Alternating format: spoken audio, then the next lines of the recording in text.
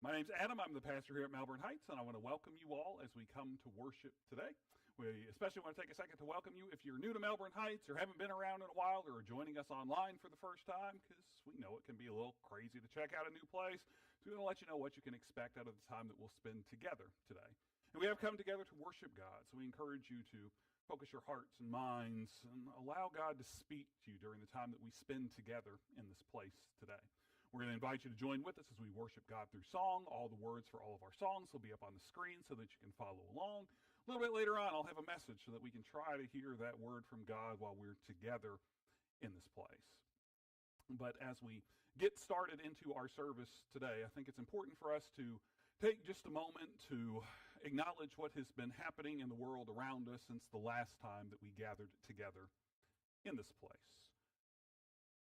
And some of the events that have unfolded over the course of the last 7 days have left us in shock, left us feeling angry, left us feeling uncertain.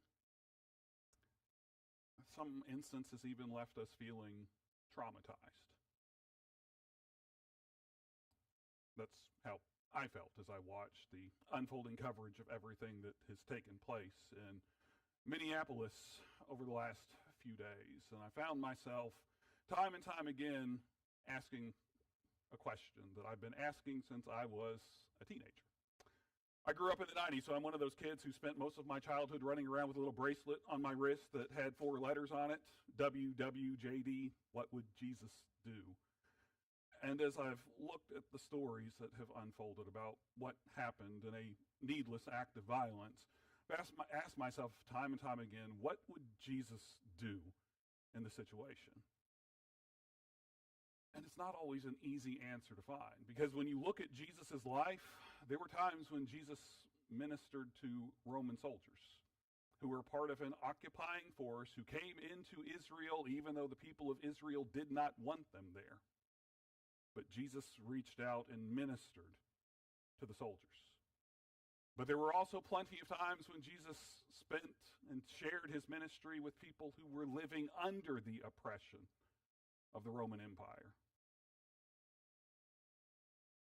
So what would Jesus do? In moments where I really struggle to answer that question, one of the things that I remind myself is that time and time again in Scripture, God shows us the way he feels and is concerned for the oppressed. The people of Israel were always a people who were oppressed, whether it was by the Egyptians, the Babylonians, the Persians, the Assyrians, the Romans. They were always living under oppression. When Jesus came into this world and when he walked this earth, the people that he ministered to most weren't the priests and the rabbis and the religious elite. It were those who were being oppressed by the Roman Empire and the religious system of their days.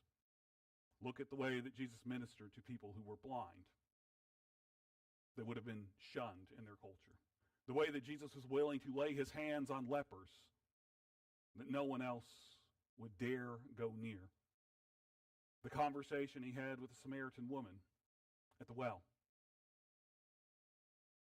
When you look at the world around you, and when you're in doubt about what to think about God, I think we see a clear bias that God has for those who are marginalized, those who are oppressed, those that are taken advantage of, at times by those who hold power. So I know today that a lot of people are struggling, don't know exactly how to feel. Take your time. It's okay to be confused. It's okay to be angry. It's okay to feel however you feel in these moments. Because I can tell you that when Jesus faced death that happened underneath Roman rule, he sat beside the people who were mourning. It's okay to be sad. It's okay to be angry. It's okay to continue to cry out like the prophets of old did, wondering how long we will live in a world where these things continue to happen.